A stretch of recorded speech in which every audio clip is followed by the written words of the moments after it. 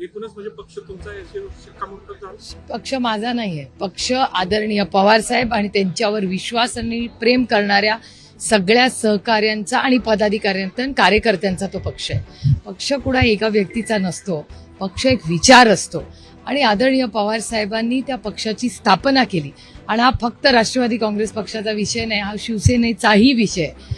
उद्धवजी त्या पक्षाचे अध्यक्ष आहेत आणि त्या पक्षाची स्थापना आपल्याला सगळ्यालाच प्रिय आणि वंदनीय बाळासाहेब ठाकरेंनी केली होती. आणि बाळासाहेब हयात असतानाच त्यांनी तो पक्ष आणि स्वतःचा उत्तराधिकारी म्हणून उद्धवजींना त्यांनी ती जबाबदारी दिली होती. त्याच्यामुळे राष्ट्रवादी काँग्रेस पक्ष हा फक्त आणि फक्त आदरणीय पवार साहेबांचाच आहे आणि शिवसेना ही आदरणीय उद्धवजींची.